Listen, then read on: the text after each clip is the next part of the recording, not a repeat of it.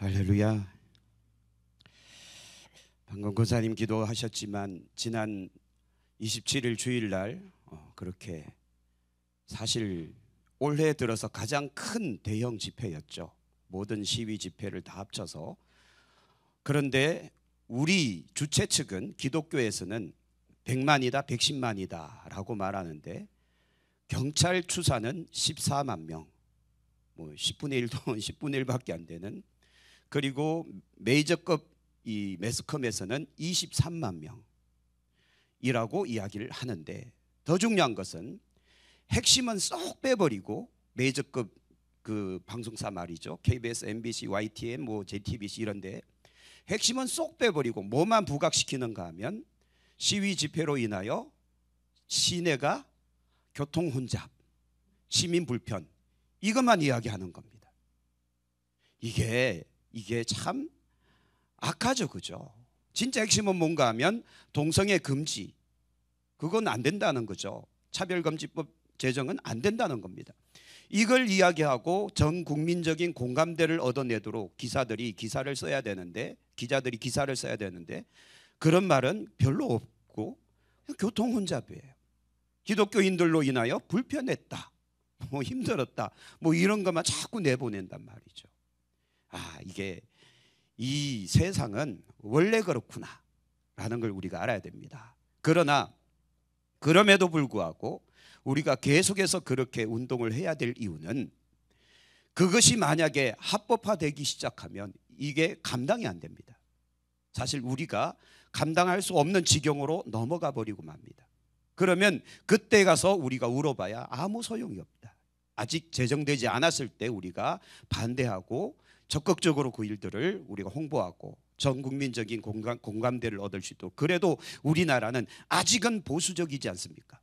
아직은 사람들이 저렇게 날뛰는 그런 사람이 있다 할지라도 아직은 그래도 70, 80%가 보수적인 성향의 사람들이 있으니까 그들의 공감대를 얻어내는 거예요. 기독교를 떠나서 윤리적으로도 도덕적으로도 이건 안 되지 않느냐.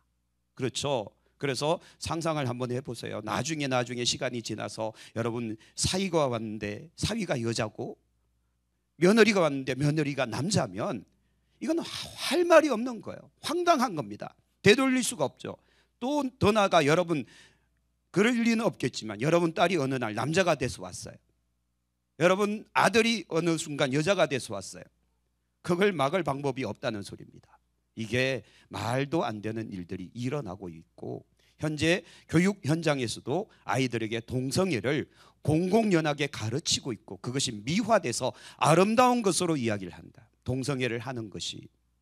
그래서 과거에 아침 드라마의 대부분 주제가 뭔가 하면, 아침 드라마 대부분 주제가 뭐예요? 아주머니들. 그 아침 드라마 안 보시는가 보네요. 여기는 아침 드라마의 대부분 90%의 주제가 뭔가 하면 불륜이거든요. 그걸 아주머니들이 아침 9시만 되면 보니까 계속 그런 주제로 아침 드라마를 하는데, 요즘은 바뀌었죠. 아침 드라마든 저녁 드라마든 아니면 영화든 모든 대부분의 주제에 뭐가 들어가 있는가 하면, 주제는 아니지만 그냥 끼워 넣기 식으로 넣는 것이 뭔가 하면 동성애예요. 동성애. 예전에 그 응답하라 1998 혹시 아시나요? 거기에도 동성애가 나와요, 안 나와요? 나오잖아요. 남자 주인공 2명이 서로가 좀 후배 녀석이 남자 선배를 좋아하는 그런 모습들을 꾸미고 있단 말이죠. 그런 것들이 방송계에서 은연중에 방송에서 흘러나오고 있는데, 이것을 우리 다음 세대들이 보고는 자연스럽게 여긴다라는 겁니다. 그러므로 지금 막지 않으면 힘들다라는 거 우리가 꼭 기억하고 계속해서 기도하길 원합니다. 자, 우리가 성막에 대해서 우리가 계속 살펴보고 있는데, 중요한 건 만남과 말씀하신 것이다라고 말씀드렸죠. 자, 성막의 구조는 이와 같은데, 나중에 조만간 이거 기구 사서 우리가 함께 조립해 볼 수 있는, 분단별로 한 4분단 만들어서 함께 조립하면서 이렇게 생겼구나라는 걸 실습해 볼 수 있는 시간을 좀 가지려고 그럽니다. 자, 지난주에는 물두멍을 우리가 함께 말씀을 나누었는데요. 물두멍은 죄의 종류, 곧 원죄와 범죄가 나누어졌는데, 물두멍은 어디에 해당되는 건가 하면 이 범죄에 해당되는 영역이다. 원죄는 예수 그리스도를 믿을 때, 그때 원죄는 해결이 되나요, 안 되나요? 해결이 되는 겁니다. 그래서 우리가 지옥 가는 건 무슨 죄 때문이에요? 원죄 때문에. 원죄가 아담과 하와의 그 범죄가 원죄가 아니라 내가 하나님을 믿지 않는 거예요. 그게 원죄입니다. 그래서 그것 때문에 지옥 가는 거예요. 하나님을 인정하지 않으니까. 그 다음 예수님을 믿고 나서도 우리가 온전한 삶을 살아가는 건 아니잖아요. 그렇죠? 우리가 이번 주에도 나는 죄 지었다. 빨리 손 들으세요. 자, 있잖아요. 그죠? 우리는 예수 믿고 빛된 삶을 살아가고 있지만 여전히 육신의 욕망 또는 육신 속에 살아가고 있기 때문에 여전히 속으로 욕도 하고 남들 뭐 저주도 하고 아니면 뭐 뭔가 우리 마음으로 또는 삶으로 짓는 죄들이 있단 말이죠. 그게 범죄인데 범죄에는 종류가 세 가지 있다고 말씀드렸습니다. 첫 번째는 부짓죄, 고범죄, 자범죄가 있다는 겁니다. 부짓죄는 뭔가 하면 몰라서 짓는 죄고, 고범죄는 알지만 일부러, 즉 자기 합리화 속에서 짓는 죄고, 자범죄는 습관이 되어버린 거예요. 생활이 되어버린 거예요. 그래서 제일 무서운 게 자범죄라고 말씀드렸잖아요. 죄를 죄로 인식하지 않는, 마치 사사기처럼, 사사시대 때는 그게 죄를 죄로 인식을 못하는 거거든요. 다들 그렇게 사니까. 자, 그러므로 여러분, 우리가 신앙생활은 어깨너머로 배우지 말고 신앙생활은 성경을 통해서 배워야 된다. 그래서 그런 겁니다. 왜냐하면 어깨너머로 배우면 남들 보고 배우는 거거든요. 그런데 교회 장로님이, 교회 권사님이, 교회 집사님들이 다 그렇게 살기 때문에 아, 저렇게 하는 게 당연하구나 했는데 그게 나중에 죄면 이게 말이 안 되는 거예요. 돌이킬 수 없는 겁니다. 그래서 우리는 반드시 부짓죄가 뭘 모르는가 하면 말씀을 몰랐어. 고범죄도 말씀이 있지만 스스로 합리화해서 어쩔 수 없다라는 이유를 대서, 자범죄도 말씀을 잊어버려서, 곧 범죄의 모든 유형은 말씀의 기준에서 벗어난 겁니다. 어디에서 벗어났다고요? 성경의 기준에서 벗어나 버린 거예요.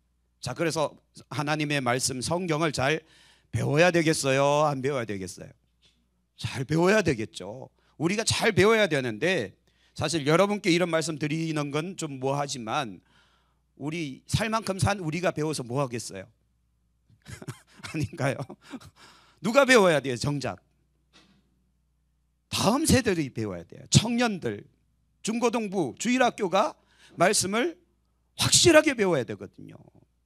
그래야만 다음 세대가 미래가 있고 다음 세대에 뭔가 기대가 있지 않겠습니까? 그런데 오늘 수요일도 보세요. 살 만큼 산 우리들이 배우고 있잖아요. 그래서 우리는 빨리 이거 고쳐야 돼요. 수요일도 젊은 세대들로 꽉 차고 토요일도 다음 세대들로 꽉 차고 그런 교회로 한번 만들어 봅시다. 여러분 그걸 놓고 기도하셔야 돼요.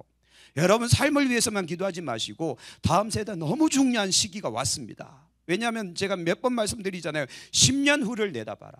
10년 후, 아니면 좀 더 길게 보자면 20년 후를 내다봐라. 20년 후에 우리 교회는 과연 어떻게 될 것인가? 자, 찬란한 빛이 있다 아니면 깜깜하다. 여러분 이거 상상하고 계셔야 돼요.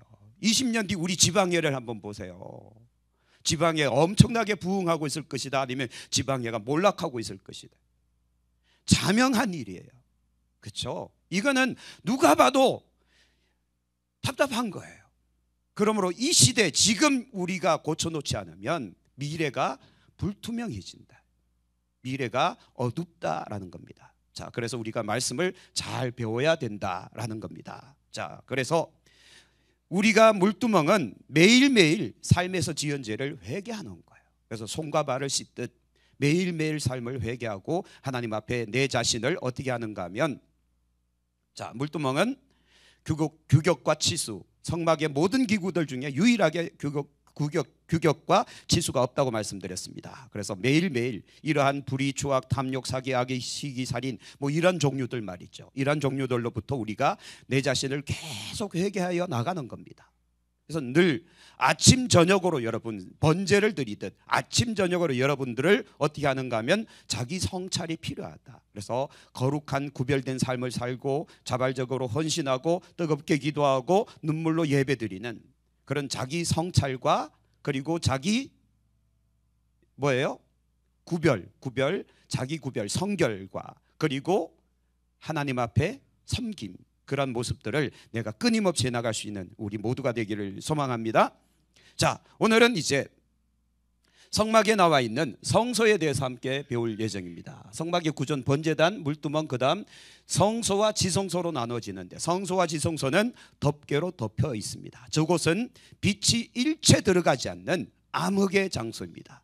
그러나 그곳을 둘로 구분해서 성소와 지성소로 만들어 놨는데, 자, 오늘은 성소 안으로 들어가서 함께 말씀을 나누려고 하는데요. 자, 한번 읽어봅시다. 시작. 그러므로 하늘에 있는 것들의 모형은 이런 것들로서 정결하게 할 필요가 있었으나 하늘에 있는 그것들은 이런 것들보다 더 좋은 제물로 할지니라. 자, 하늘에 있는 것들은 그들의 모형이라고 그랬습니다. 이 모형이 뭔가 하면 성막이거든요. 성막이고 성전이 하늘 성전의 모형이다라고 이 히브리서는 이야기해요.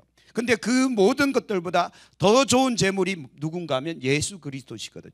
그래서 성전도 성막도 누구를 이야기하는 건가 하면 예수님을 이야기하는 거예요. 자, 그래서 오늘 제가 재밌는 그림을 한번 만들어 봤어요.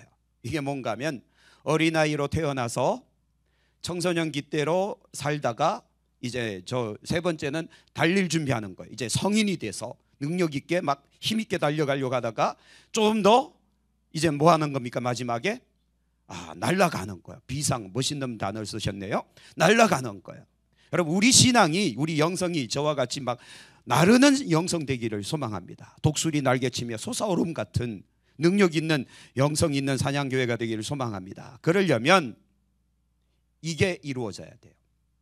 성소에 도착해서 성소의 의미, 성소의 이 필수 요소, 이것들을 우리가 잘 갖추어서 지성소로 들어갈 수 있는 자격을 얻어야 되는 겁니다. 지성소는 하나님의 법궤가 있고, 하나님의 법궤는 하나님의 임재의 상징 아닙니까? 그래서 시온자라고 말씀드렸습니다. 하나님께서 임재하시는 장소, 곧 하나님의 임재의 장소까지 나가기 위해서 우리는 성소에서의 어떤 직무를 다해야 되는 겁니다. 성소에서의 직무, 그게 뭔가 하면 자, 세 가지입니다. 첫 번째 뭐예요? 등대, 두 번째는요 떡상, 세 번째는요 분향단이에요. 이 세 가지인데 여러분 이거 꼭 기억하고 계셔야 돼요. 왜냐하면 지난주에도 말씀드렸지만 지금까지 한국교회가 안 가르친 것이 뭔가 하면 번제단과 물두멍까지밖에 안 가르친 거예요. 물두멍까지만 가르쳐도 이건 진짜 잘한 거고, 대부분이 번제단만 가르친 겁니다. 성막 문을 통과해서 번제단, 즉 매주마다 그냥 회개하라예요. 매주마다 예수 그리스도를 믿을 사람, 오늘 내가 예수를 영접할 사람, 이것만 계속 되돌이하면서 몇십 년을 지속되어 온 거예요. 거기에서 영적 성숙과 그리스도인들다운 어떤 신앙의 어떤 성숙함, 이걸 안 가르친 겁니다. 맨날 불러 이것만 가르치다 보니까 교회가 성장, 곧 성숙이라는 이것에 접근을 하지 못한 겁니다. 그러다 보니 신앙이 맨날 어린아이 신앙이죠. 그러다 보니 어떻게 됩니까? 맨날 삐져서 시험 들어서 맨날 뭐 교회가 이런 문제 저런 문제에 그냥 휘말리잖아요. 자, 그래서 우리가 성소에서 지성소로까지 나아갈 수 있는, 곧 하나님의 임재 앞까지 나아갈 수 있는 그러한 믿음의 삶을 우리는 갖춰야 된다. 자, 그게 뭔가 하면 등대, 떡상, 분향단인데 좀 더 구체적으로 이야기한다면 등대는 빛이에요. 뭐라고요? 빛. 그래서 라이트 온이에요. 빛을 밝혀야 돼요. 두 번째는 떡은 말씀을 이야기합니다. 그래서 바이블 온이에요. 성경이 켜져야 돼요. 세 번째는 분향단은 기도예요. 프레이 온이에요. 기도 불이 켜져야 돼요. 세 가지 불이 켜져야 됩니다. 성소에서 세 가지 요소인데, 성소의 첫 번째는 등대인데 등대는 빛이고 빛이 켜져야 돼요. 두 번째 떡상은 말씀인데 말씀이 켜져야 되고, 세 번째 분향단인데 기도의 불이 켜져야 돼요. 즉 성숙한 성도의 세 가지 요소라고 말하면 이거라고 이야기할 수 있습니다. 자, 상상해 보세요. 우리가 여기 성소 안으로 들어왔어요. 요 건너편이 지성소예요. 지성소에는 하나님의 거룩한 임재가 있단 말이죠. 하나님의 임재가 있는 그 전 단계에서 촛대와 떡상과 분향단이 있다는 건 요 세 가지를 하나님께서 굉장히 중요하게 여기신다는 말씀이잖아요. 그렇잖아요.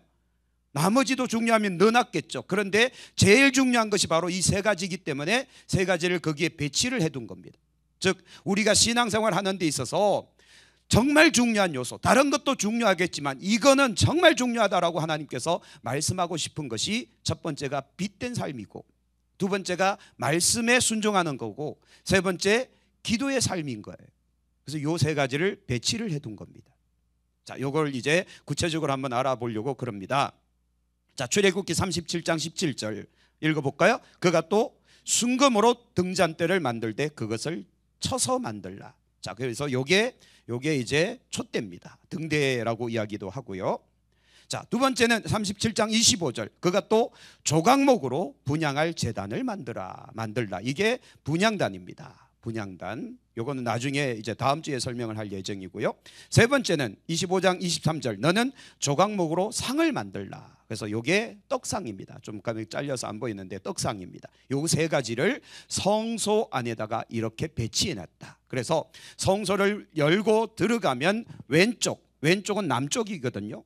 등 뒤가 동쪽이니까 여기에 남쪽에는 촛대가 있고 북쪽에는 떡상이 있고 정면에 분향단이 있다. 이렇게 생각하시면 됩니다. 떡상.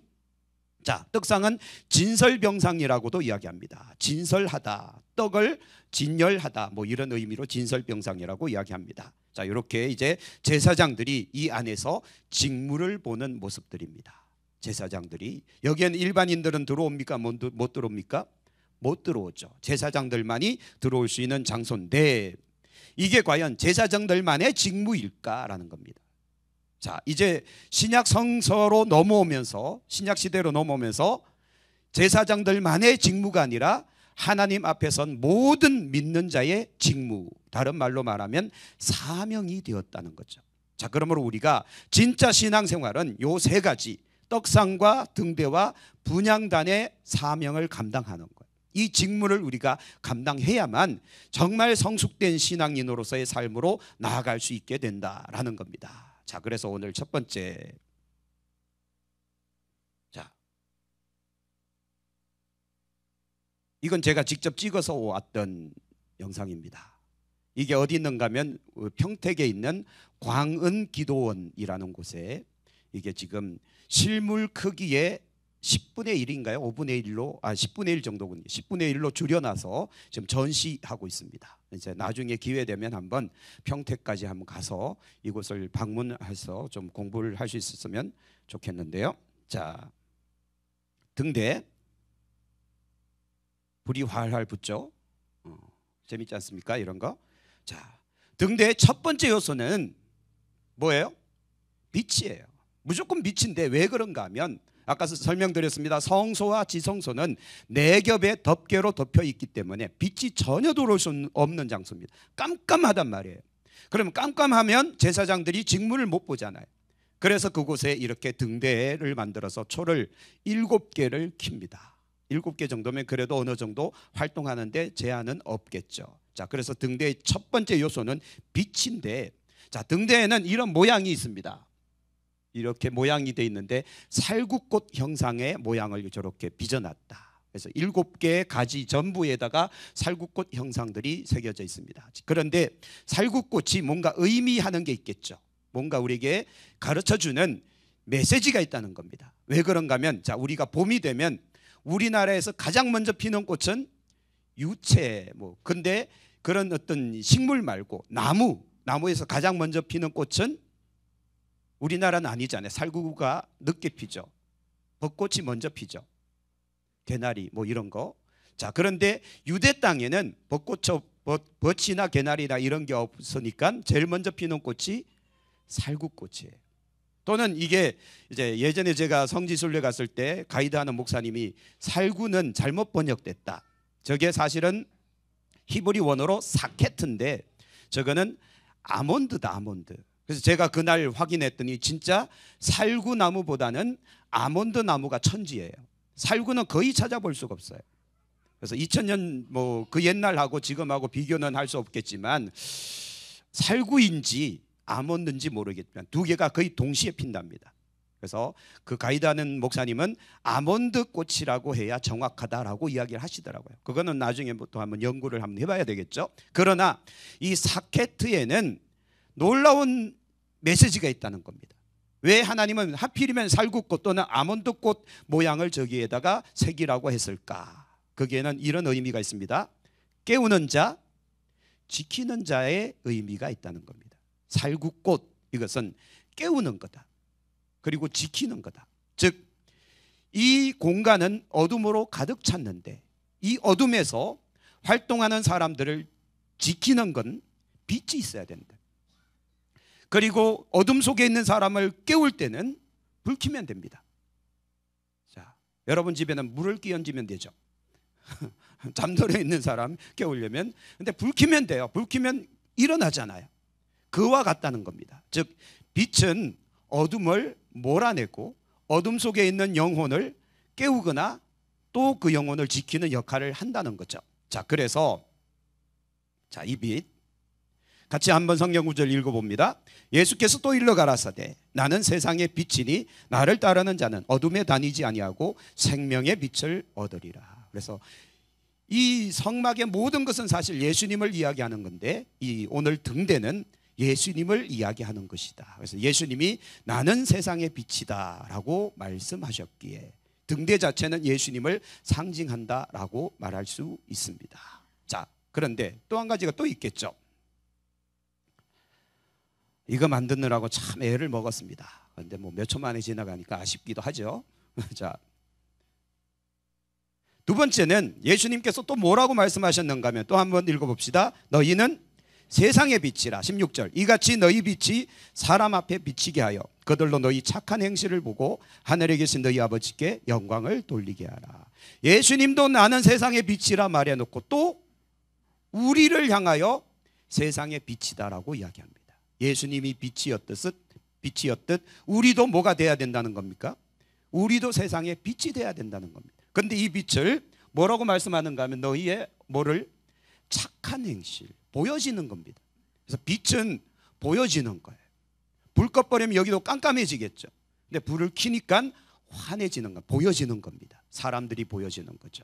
그래서 우리 모습들이 보여지는 겁니다. 그래서 이것으로 하나님 앞에 영광 돌리게 하라라는 의미를 갖고 있다는 거죠. 자, 또 같이 한번 읽어보겠습니다. 그 성은 해나 달의 비침이 쓸데없으니 이는 하나님의 영광이 비치고 어린 양이 그 등불이 되심이라. 곧 천국에는 빛이 필요합니까? 필요 없습니까? 필요 없어요. 왜냐하면 하나님의 영광의 빛이 더 찬란하게 빛나고 있으니 해도 필요 없고 달도 필요 없고 아무것도 필요 없다는 소리입니다. 즉 다시 말해서 무슨 소린가 하면, 자, 읽어봅니다. 시작. 어둠이 있기 때문에 빛이 필요한 거예요. 예수님께서 이 땅에 왜 오셨어요? 이 땅이 죄악으로 가득 차서 어두워졌기 때문에 오신 거잖아요. 빛을 던져주시기 위해서. 그렇다면 우리가, 교회가 이 땅에 존재해야 될 이유가 뭡니까? 이 땅에 뭐가 있기 때문에? 어둠이 있기 때문에 빛이 있어야 되는 거예요. 그렇죠? 그래서 간단한 원리입니다. 이 시대에 왜 교회가 여기에 세워져 있어야 되고 이 시대에 왜 저와 여러분들이 여기 있어야만 하는가? 어떤 사람이 그렇게 푸념처럼 이야기하더라고요. 아, 이 참 한많은 세상, 이 더러운 세상 빨리 죽었으면 좋겠다. 그럼 어떻게 해야 돼요? 그 사람을 죽여줘야 되나요? 여러분, 우리가 이 땅에 존재하는 이유는 우리가 뭐기 때문에? 빛이기 때문에. 우리가 빛이란 소리는 이 땅에 뭐가 있다는 소리입니까? 어둠이 있다는 소리입니다. 그래서 성경은 이렇게 말합니다. 저 또 같이 함께 읽어볼게요. 일어나라, 빛을 발하라. 이는 내 빛이 이르렀고 여호와 영광이 내 위에 임하였음이니라. 2절 보라, 어둠이 땅을 덮을 것이며 캄캄함이 만민을 가린다는 겁니다. 어둠이 땅을 덮고 캄캄함이 만민을 가린다는 겁니다. 곧 세상 사람들이 어두워졌다는 거예요. 어둠 가운데 빠져버렸다는 거예요. 그런데 하나님은, 자, 2절 중간부터 오직 여호와께서 내 위에 임하실 것이며 그의 영광이 내 위에 나타나리니 나라들은 내 빛으로, 왕들은 비치는 내 광명으로 나올 것이다. 우리가 이 땅에 존재하는 이유가 이것 때문인 거예요. 일어나서 빛을 발하기 위해서. 자, 또 한 가지 좀 더 확실한 말씀 같이 읽습니다. 흑암에 행하던 백성이 큰 빛을 보고 사망의 그늘진 땅에 거주하던 자들에게 빛이 비치도다. 흑암에 행하던 백성, 사망의 그늘진 땅에 거주하는 백성. 그들에게 빛을 비추기 위해서 예수님께서 오셨고 오늘 교회를 세우셨고 우리를 이곳에 보내셨고, 할렐루야. 그래서 우리로 하여금 빛이 되라는 겁니다. 그래서 여러분, 빛이 됩시다. 어둠에 머물러 있지 말고 이젠 빛의 갑옷을 입고 빛의 자녀로 삶을 살아가게끔 하는 것이 오늘 촛대의 교훈이다라는 겁니다. 그래서 교회는 빛이 돼야 된다. 우리도 빛이 돼야 된다. 자, 이스라엘 자손에게 명령하여 불을 켜기 위하여 감람을 찌어낸 순결한 기름을 4개로 가져오게 하여 계속해서 등잔불을 켜라. 자, 2절 잘 보세요. 이스라엘 자손에게 명령하여 감람유를 계속해서 가져오게 하는데, 이 감람유는 순결한 기름이라는 거죠. 순결한 기름은 다른 말로 말하면 아주 완벽한 기름을 가져오라는 거예요. 다른 불순물, 다른 이물질, 다른 거 섞으면 안 된다는 거예요. 100% 순도 100%의 감람 기름만 가져오라는 거예요. 근데 누가 가져와요? 이스라엘 백성들이 계속 가져오는 거예요. 그러면 아론은 그것을 등잔불로 계속 켜는 겁니다. 자, 제사장의 역할은 가져온 기름을 계속해서 등대에 넣으면서 계속 불이 꺼지지 않게 하는 거고, 백성들은요 계속해서 그 감람유를 공급하는 역할들을 하는 겁니다. 여러분, 우리가요, 자, 순결한 기름을 저녁부터 아침까지, 곧 해가 지고 나서 해가 뜰 때까지의 그 어둠 속에서 계속 불을 밝히기 위해서 뭐가 필요한가 하면 기름이 있어야 되고, 이 기름은 순수한 감람유를 이야기하는데, 자, 성경 말씀 한번 읽어보죠. 너는 또 이스라엘 자손에게 명령하여 감람으로 짠 순수한 기름을 등불을 위하여 4개로 가져오게 하고 끊이지 않게 등불을 켜야 된다. 그래서 우리가 함께, 여러분들은 계속해서 기름을 준비하셔야 되는 거예요. 그러면 제사장들은 그 기름을 가지고 계속해서 불을 밝히고, 이게 하나의 어떤 공동체의 모습이다라는 겁니다. 그래서 여러분들은 교회를 오시되 구경하러 오시면 안 되는 거예요. 자, 여러분, 예배를 구경하러 오시나요? 예배자로 오시나요? 예배자로 오시려면 뭐 갖고 오셔야 됩니까? 기름 가져왔어요. 오셔야 돼요. 근데 이 기름은 불 밝히는 기름, 곧 순수한 기름을 준비해야 된다.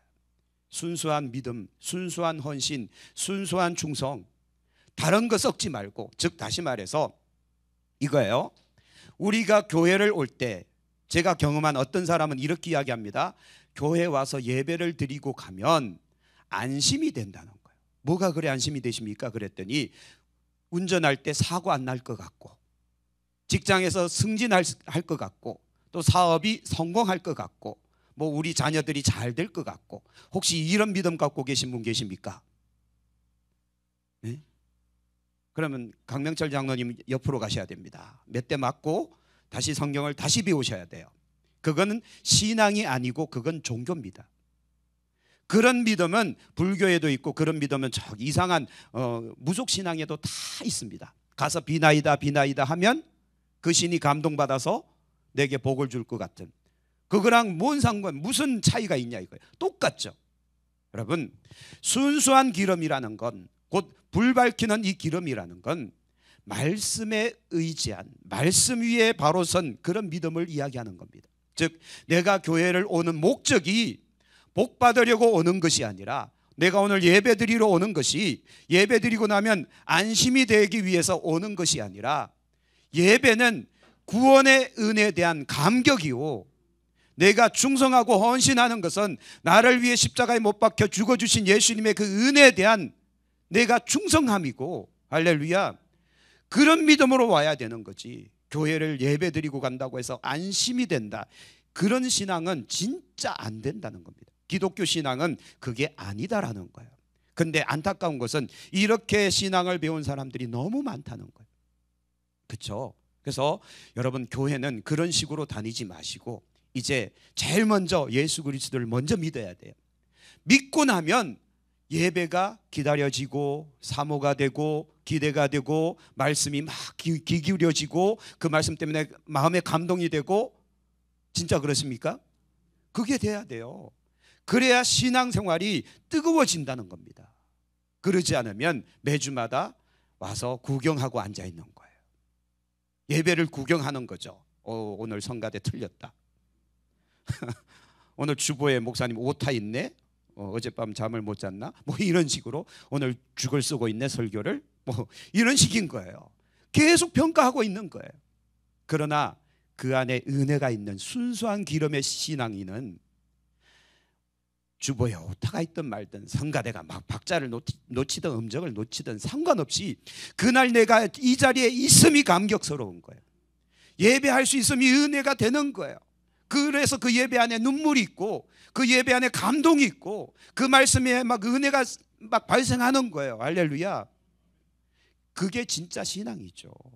그러면서 여기에서 은혜 받고 능력 받고 여기에서 새로운 어떤 희망을 되찾고 다시 세상으로 나가서 내가 한 빛을 발하리라, 세상에 나가서 한번 내가 복음으로 떨치리라, 이렇게 나가는 거 아닙니까? 그게 이제 우리의 신앙생활이 돼야 되는데 와서 뭘 자꾸 평가하는 거, 그건 잘못됐다라고 우리는 빨리 인지를 해야 됩니다. 순수한 기름을 계속해서 여러분 공급해 주셔야 됩니다. 할렐루야. 갑자기 진지해지시는데 자, 넣어라.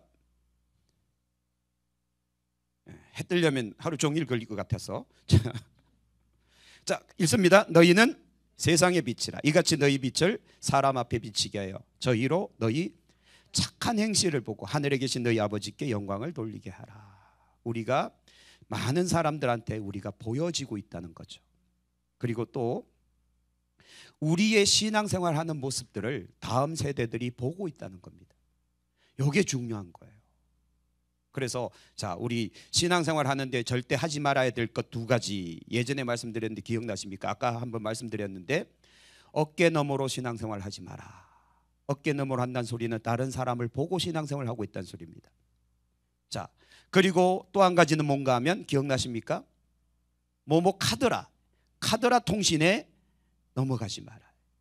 교회 왔는데 누가 뭐라 하더라, 뭐 무슨 이장로님 뭐라 그러더라, 뭐 박집사님 뭐라 그러더라, 그런 소리에 헷갈리지 마시고 우리는 어디에 계속해서 깊게 뿌리를 박아야 되는가 하면 하나님의 말씀에 그러한가 아니한가.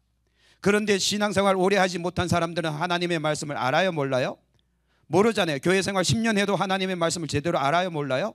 모르잖아요. 그러니까 우리가 뭐 해야 되는 거죠? 공부해야 되는 거예요.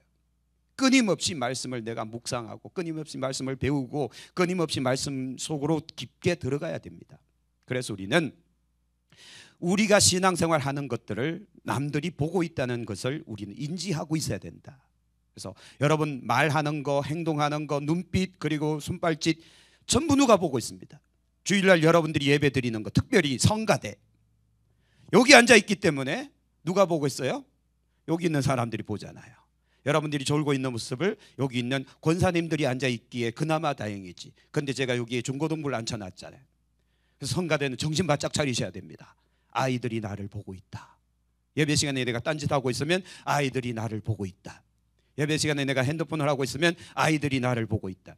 이게 사명이 돼야 돼요. 괜히 말씀드리는 게 아니라 애들이 나를 보고 있다는 거예요.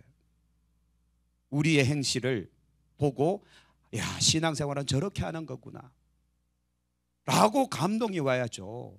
그래, 신앙생활은 저렇게 하는 거구나 라고 감격이 와야죠. 다음 세대 앞에. 여러분, 그래서 이게 우리의 사명이 되기를 축복합니다. 우리 빛이 비친다니까요. 자, 밑에 말씀입니다. 등잔 때와 이 모든 기구를 순금 한 달란트로 만들어야 돼요. 자, 성막에서 완전 순수한 순금으로 만들어진 기구는 그리 많지 않습니다. 그 중에 한 가지가 등대예요. 자, 이 등대를 순금 한 달란트로 만드는데 순금 한 달란트는 34kg이에요. 자, 순금 한 돈이 요즘 얼마죠? 금값이 엄청 올랐죠. 한 돈, 그게 한 30만 원 정도 하지 않습니까? 50만 원이에요? 죄송해요. 내가 금값 시세를 몰라서 금을 사본 적이 없어서. 자, IMF 때 우리 결혼 반지, 돌반지, 애들 돌반지 전부 다 국가에다 헌납해 버렸더니 그다음 없어요. 자, 한 돈이 50만 원이요? 자, 빨리 계산해. 34kg는 얼마죠? 계산이 안 되죠.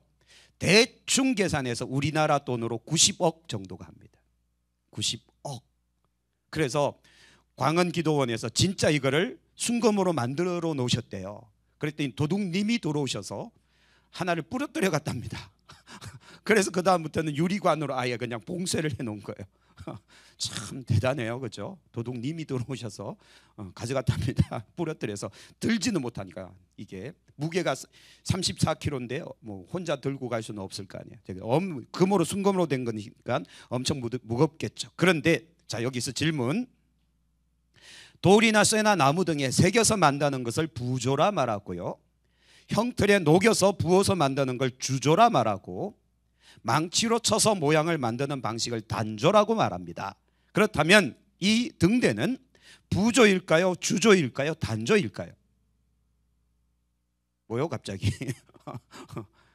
자, 새겨서 만든, 이런 벽에다가 새겨서 만드는 게 부조고, 형틀에 부어서 쇳물을 녹여서 부어서 만드는 것이 주조고, 망치로 두들겨서 펴서 모양 만드는 게 단조인데, 이 등대는 단조입니다. 황금, 순수한 34kg짜리 순 황금을 망치로 계속 두들겨서 늘려서 모양을 만드는 것이 이겁니다. 자, 순금을 망치로 쳐서 등대를 만들었는데, 그래서 어떤 사람들은 이렇다, 모양이 어때요? 뭐 광야 생활 중에 등대의 모양이라고 추측하는 겁니다. 추측. 근데 저렇게 못나게 만들었겠어요? 브살렐과 오홀리압에게 하나님께서 능력과 지혜를 주셨는데 저렇게 대충 만들고 말았겠습니까? 저건 아니겠죠.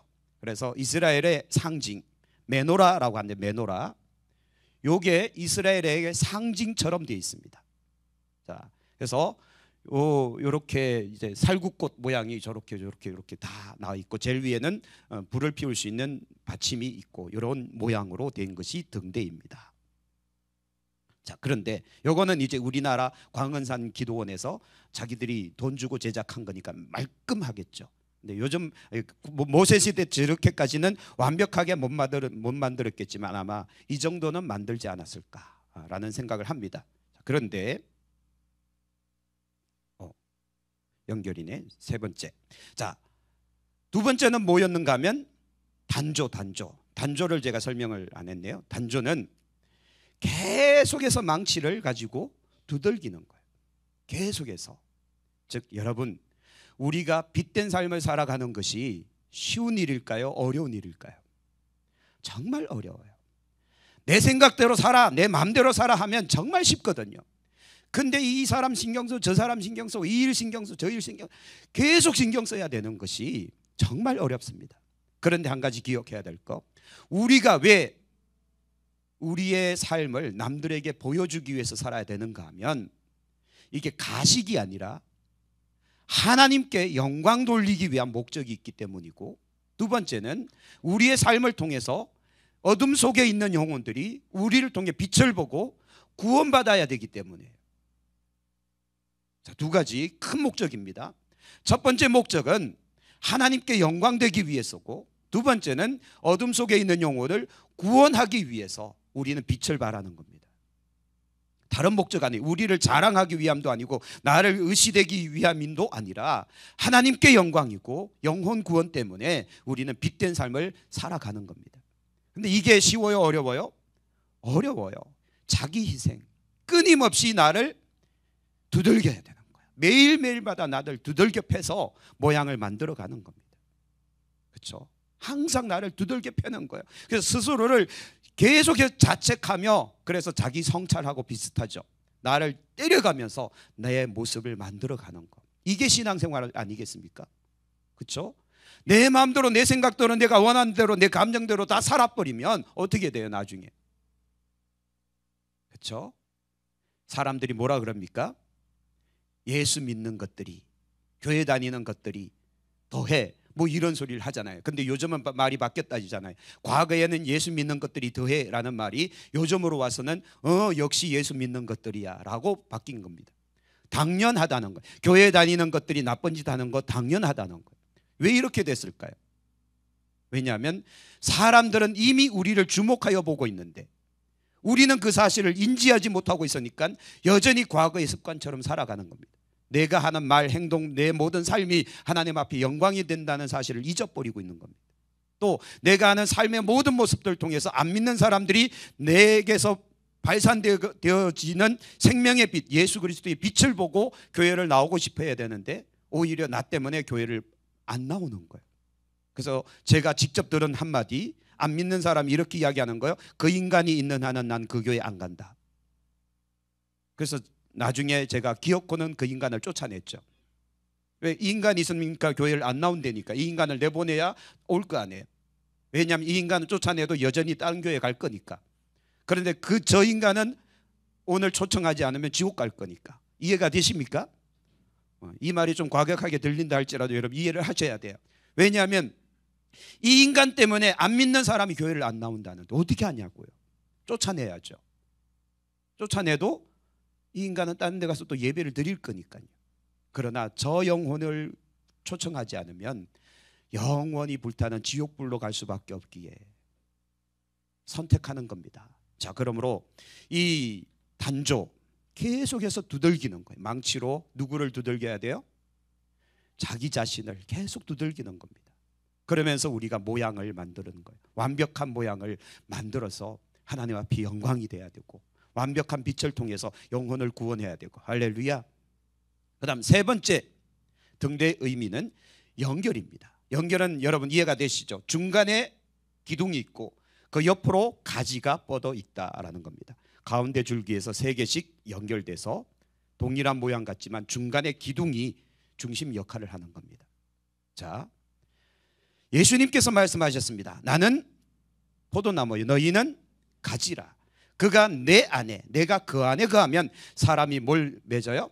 열매를 많이 맺나니 나를 떠나서는 너희가 아무것도 할 수 없다. 여러분 이거 알고 계셔야 됩니다. 우리가 예수님을 떠나면 아무것도 할 수 없어요. 과거에 부흥사들이 많이 써먹었던 문구 물고기가 물을 떠나서는 살 수 있을지 몰라도 사람이 예수 떠나서는 살 수 없다. 뭐 이런 문구 있잖아요. 그죠? 근데 물고기가 물을 떠나서 살 수 있나요? 없나요? 없어요. 안 돼요. 불가능하다니까요. 죽습니다. 마찬가지로 우리가 예수 떠나면 죽으면 지옥이잖아요. 그죠? 그래서 예수님께서 직접 하신 말씀, 너희가 나를 떠나서는 아무것도 할 수 없다. 자, 6절 같이 읽을게요. 사람이 내 안에 거하지 아니하면 가지처럼 밖에 버려져 마르나니 사람들이 그것을 모아다가 불에 던져 사른다는 거예요. 우리가 예수에게 붙어 있어야 됩니다. 어찌됐든 우리는 예수님을 중심 줄기로 하고 우리는 그 가지로서 착 붙어 있어야만 열매를 맺고. 또 7절 너희가 내 안에 거하고 내 말이 너희 안에 거하면 무엇이든지 원하는 대로 구하라 그리하면 이루리라. 예수님께서 중심이 딱 되시니까 그의 기도가 응답이 되는 겁니다. 할렐루야. 자, 그 다음 9절 아버지께서 나를 뭐 하신 것 같이 사랑하신 것 같이 나도 너희를 사랑하였으니 나의 사랑 안에 거하라. 계속해서 붙어 있으라고 계속 이야기하시잖아요. 내가 아버지의 계명을 지켜 그의 사랑 안에 거하는 것 같이 너희도 내 계명을 지키면 내 사랑 안에 거하리라. 그 다음 11절 내가 이것을 너희에게 이르면 내 기쁨이 너희 안에 있어 너희 기쁨을 충만하게 하려 함이라. 내 계명은 곧 내가 너희를 사랑한 것 같이 너희도 서로 사랑하라 하는 이것이다. 그래서 아까 단조 말씀드렸습니다. 단조 지금 연결이지만 그러나 단조 계속 두들기는 거, 즉 누군가를 사랑하는 거 쉬워요? 어려워요? 정말 어려워요.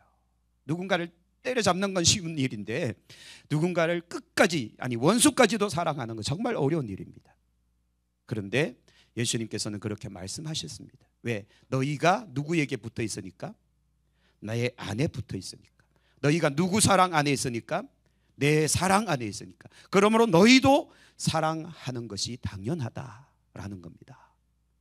자, 그러므로 우리가 예수님께 연결되어 있다는 사실을 꼭 기억합시다. 자, 요거는 이제 요약은 조금 이따 하고요.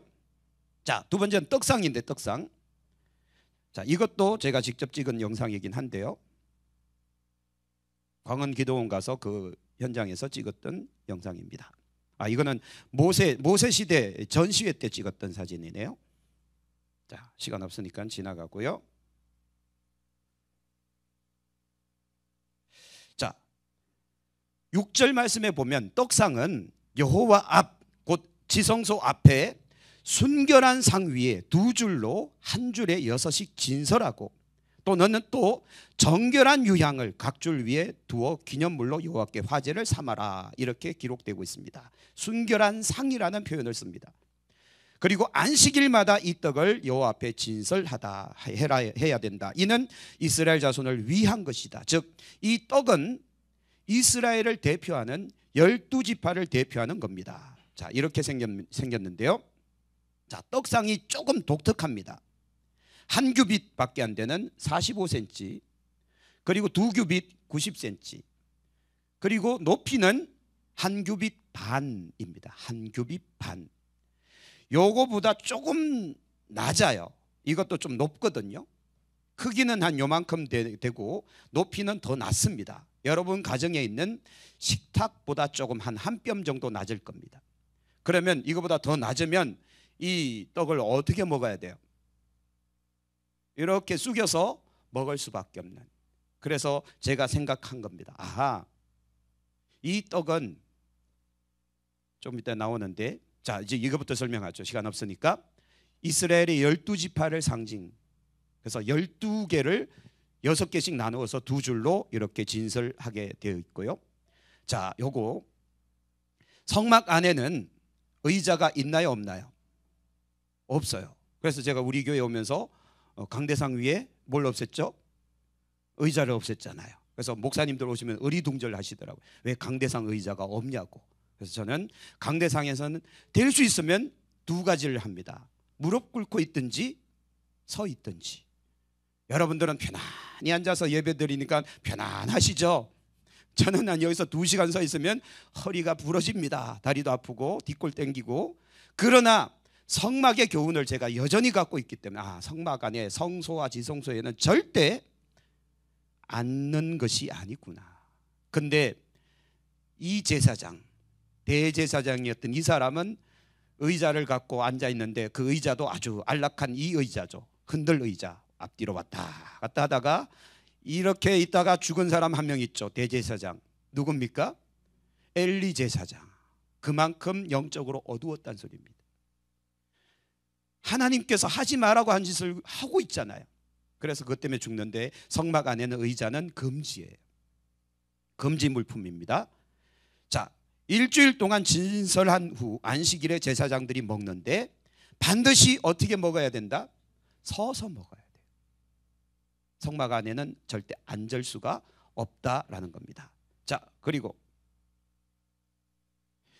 예수님께서 최후의 만찬, 마지막 떡을 제자들과 함께 나누시는 장면입니다. 내가 곧 생명의 떡이다 라고 예수님이 말씀하셨죠. 그래서 이 진설병, 곧 떡은 예수님을 상징하기도 하고요. 또 한 가지, 자, 같이 읽습니다. 사람이 떡으로만 살 것이 아니요 하나님의 입으로부터 나오는 모든 말씀으로 살 것이다. 이 떡은 말씀을 이야기합니다. 근데 말씀과 예수님은 동일하죠. 요한복음 1장에 태초에 하나님이 계시니라 해놓고 이 말씀이 하나님이다, 육신이 돼서 예수님으로 오셨다, 그렇게 이야기하지 않습니까? 예수님과 말씀은 동일하게 여겨집니다. 곧 떡은 예수님이다라는 걸 이야기하는 겁니다. 자, 두 번째, 이 그림이 틀린 게 뭔가 하면 정결한 유향을 여기에 두게 돼 있는데 가운데 사이에 두게 돼 있어요? 떡 위에다 올려놓게 돼 있어요? 성경대로 말하면 각 줄 위에 떡 위에다가 올려두는 겁니다. 저 유향을. 그런데 여기에 정결한 유향, 그리고 노란색으로 여호와께 화제라고 돼 있잖아요. 자, 그렇다면 이 떡은 말씀을 이야기하는데 이 말씀은 반드시 어디서 배워야 되는 겁니까? 자, 여러분, 신천지가 문경에도 있어요, 없어요? 어제 신천지가 저기 파주에서 북한으로 뭔가요? 드론 쇼를 하려고 3만 명이 모여서 그 쇼를 하려고 했다가 우리 정부에서 불가해서 못했죠. 좀 신천지가요 난리를 치고 있습니다. 문경이도 아마 틀림없이 활동을 하고 있을 거예요. 우리 교회도 왔다 갔다 할 수도 있어요. 근데 우리 교회 같은 교회는 못 오는 게 누가 오면 들통나니까, 이상한 사람 오면 바로 보이니까. 근데 조금 한 300~400명 되는 교회는 들락날락 하고 있을 겁니다. 근데 이런 이 신천지들이 노리는 게 뭔가 하면, 자, 제가 경험한 거예요. 교인들에게 접근해서 어디로 끌고 가는가 하면 자기들의 어떤 비밀의 장소, 그렇죠? 비밀의 장소, 거기에 데려갑니다. 그러면서 뭘 유혹하는가 하면, 내가 아는 선교사님이 계시는데 말씀이 정말 탁월해, 정말 말씀을 잘 가르치셔, 한번 와서 들어보자 라고 해서 꼬셔서 데려가는 겁니다. 혹시 여러분 그런 경험 있으십니까? 교회 아닌 제3의 장소, 어떤 모르는 빌딩 이런 데, 건물 같은 데 갔는데 갑자기 들어갔는데 문을 절커덩 잠그고는 1시간 내지 2시간 동안 성경 공부하는 그런 경험이 있으십니까? 제가 가르쳤던 아이들이 몇 명이 그런 경험이 있어서 제가 엄청나게 혼을 냈던 기억이 있었거든요. 그냥 거기 한 3개월 동안을 공부했대요. 자기는 아무것도 모르고 아무 생각 없이 그냥 3개월 동안 어이구 괜찮네 했는데, 나중에 수상하게 여겨진 게 뭔가 하면 성경 공부할 때마다 문을 잠그더래요. 그리고 복도에 CCTV가 이렇게 달려 있어요. 그래서 제가 거기를 염탐하기 위해 갔는데 CCTV가 복도를 비치고 있고, 문을 딱 열었는데 거실에도 CCTV가 있고, 하여튼 뭐 철두철미하게 뭔가 방어를 하더라고요. 그래서 제가 사진을 다 찍었죠. 신천지는 그런 식으로 해서 교회 성도들을 엉뚱한 곳에 데리고 가서 3개월 동안 추수꾼을 만듭니다. 그리고는 이 사람이 완전히 변했다 싶으면 다시 교회로 되돌려 보내서 교회 안에서 또 여러분들을 하나씩 포섭하는 그런 일을 하죠.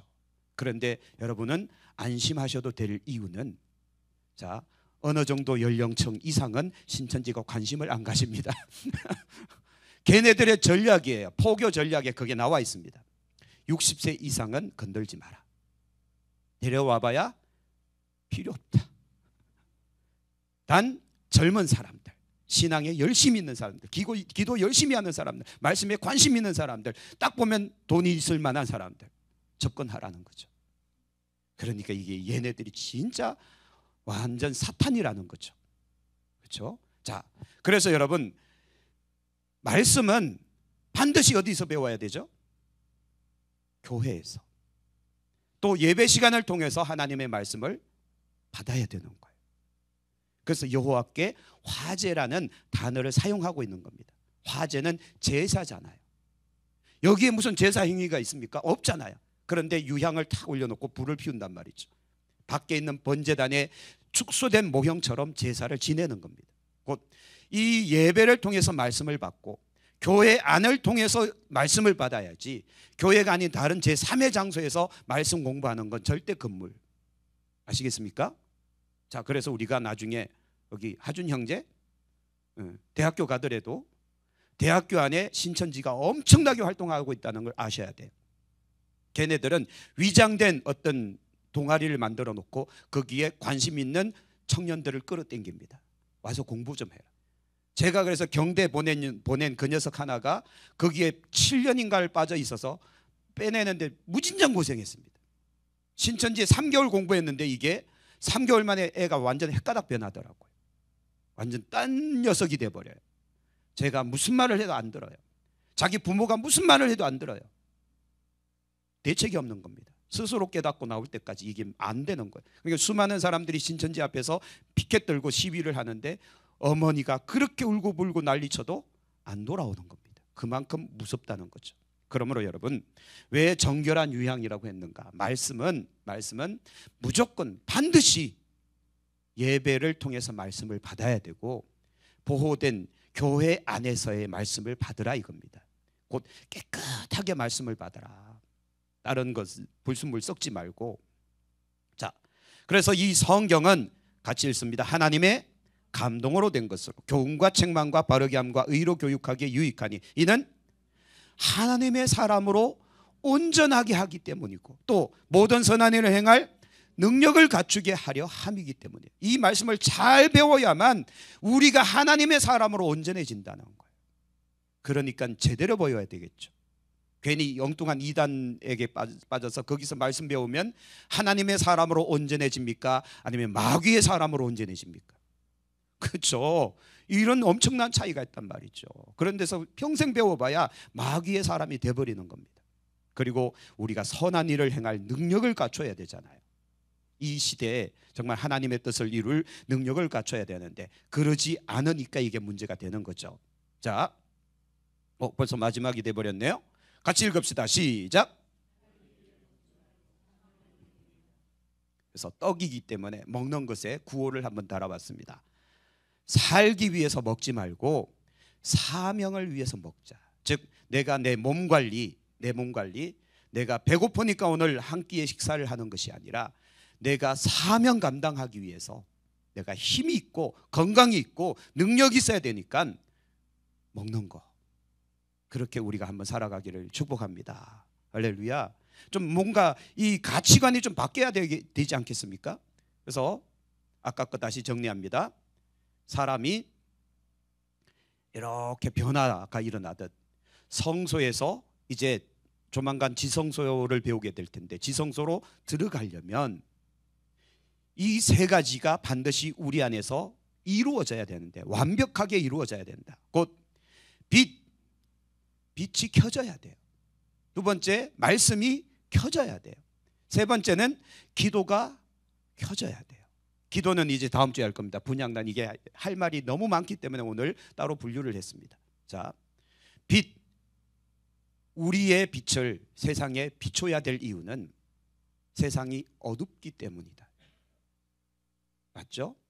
세상이 어둠이 없다면, 곧 구원받아야 될 사람이 세상에 아무도 없다면 교회도 우리도 여기 있어야 될 이유가 없는 겁니다. 그러나 지금 이 시대에 어둠이 있기 때문에 하나님은 우리를 여기에 세우셨고 우리 교회를 여기에 세우셨고 앞으로 우리 교회를 쓰실 것이다. 두 번째, 말씀을 잘 배워야 우리가 하나님의 사람으로 온전하게 되고 모든 선한 일을 행할 능력을 갖출 수 있다라는 겁니다. 그래서 말씀을 잘 먹읍시다. 말씀을 잘 먹되 반드시 예배를 통한 말씀의 섭취, 그리고 교회를 통한 말씀 교육, 이것을 잘 했으면 참 좋겠습니다. 할렐루야. 제가 이제 수요 예배 때 이렇게 성경대학을 한다니까 제 친구 녀석들이 깜짝깜짝 놀래요. 수요일 날 그런 거 하다니 그게 가능한가? 그러면 너는 뭐 하는데? 예배를 드린대요. 아니 매주마다 예배를 그렇게 드리고 또 수요일도 예배를 드린단 말이냐. 그럼 언제 성경 가르쳐? 안 가르친다는 거. 자기네 교회는 성경 교육이 없대요. 어떻게 하려고? 말씀만 가지고 여러분 성경 지식이 늘어납니까? 이런 거 이게 우리가 예배 시간에 말씀을 통해서 이런 거 못 가르친다니까요. 이렇게 구체적으로는 반드시 우리가 성경에 대한 기본 지식을 배워야 됩니다. 그래서 우리가 기초과정 지난번에 끝냈거든요.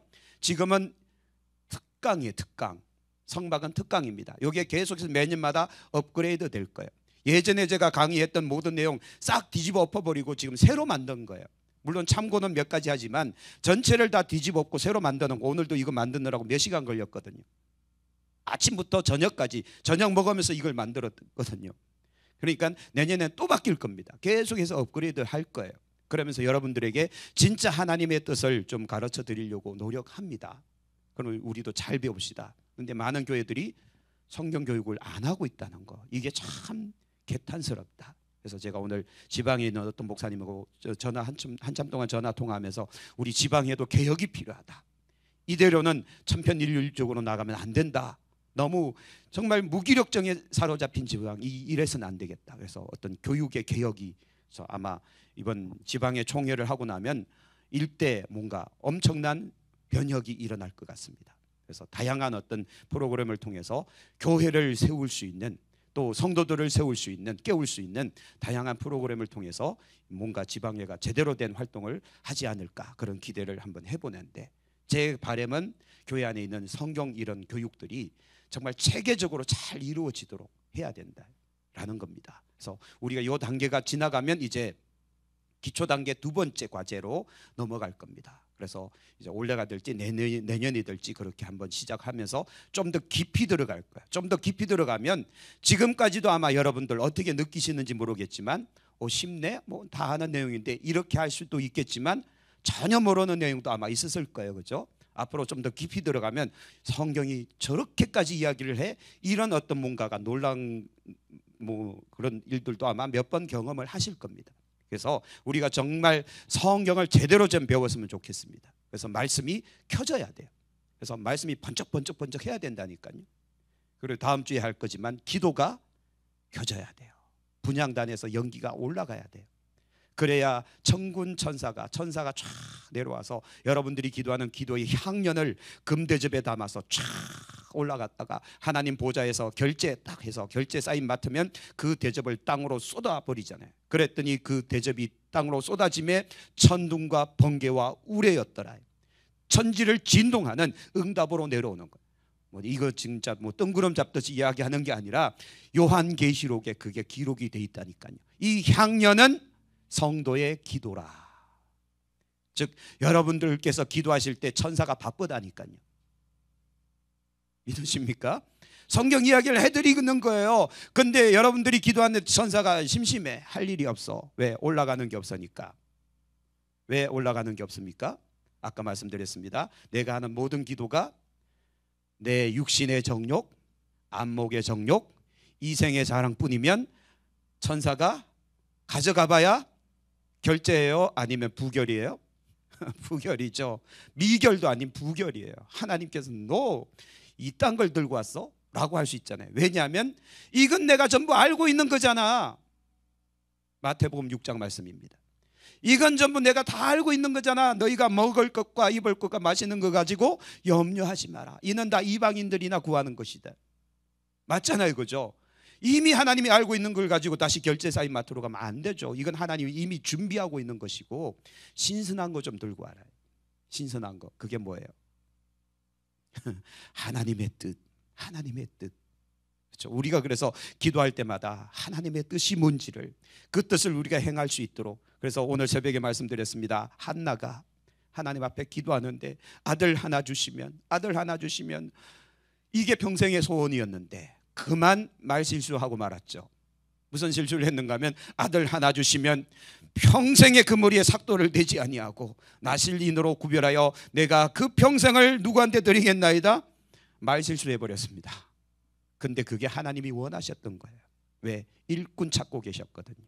그래서 한나를 통해서 누가 태어나는가 하면 사무엘이 태어납니다. 근데 사무엘 태어나서 하나님이 쏙 뺏어가 버리면 그 집안은 또 무자식의 팔자가 돼버리잖아요. 그래서 하나님은 그 자식 없는 집안에다가 세 아들 두 딸을 주십니다. 할렐루야. 그래서 제가 누군가를 위해서 그렇게 기도해서 하나님 5명 주시렵니까? 세 아들 두 딸, 누군지 아시겠죠? 오늘 새벽에 그렇게 기도했어요. 기도하시라. 개봉박도. 하나님께서 우리의 기도를 들으시도록 다음 주에 할 거 미리 뭐 너무 많이 땡겼네요. 기도의 불이 켜져야 된다는 소리입니다. 즉 우리 신앙생활에서 제일 중요한 거 3가지 요소를 말씀드렸습니다. 빛, 우리의 행실, 곧 사명자의 삶을 살아가는 거예요. 다시 말씀드리죠. 우리가 이 땅에 존재해야 될 이유, 우리가 왜 빛된 삶을 살아야 되느냐, 그 이유는, 가장 중요한 이유는 세상이 어둡기 때문에. 세상이 어둡지 않다면 우리가 있어야 될 이유가 없는 겁니다. 두 번째, 말씀을 정말 순수하게 제대로 배워라. 깨끗하게 배워라, 말씀을. 그래서 말씀을 통해서 우리가 하나님의 사람으로 온전해지기 때문이고 모든 선한 일을 행할 능력을 갖추기 때문이기에 말씀을 잘 배워라. 힘들어도 귀찮아도 정말 이거 짜증나도 말씀을 제대로 체계적으로 좀 배웁시다. 세 번째, 기도가 살아나야 돼요. 분향단의 기도가 살아나야 돼. 분향단에는 정말 할 이야기가 너무 많습니다. 그래서 오늘 못해요. 하면 4시간을 해야 돼요. 자, 그래서 분향단 기도가 살아나야 되는데 기도의 종류 다음 주 한번 기대해 보시길 바랍니다. 그래서 3가지 꼭 우리가 빛된 삶, 말씀의 삶, 그리고 기도의 삶, 성도의 3요소, 이것이 온전해질 때 이제는 지성소로 들어가는 길이 열리는 겁니다. 그렇게 하나님 앞에 정말 바로 설 수 있는 저와 여러분 되기를 축복합니다. 예, 기도하겠습니다.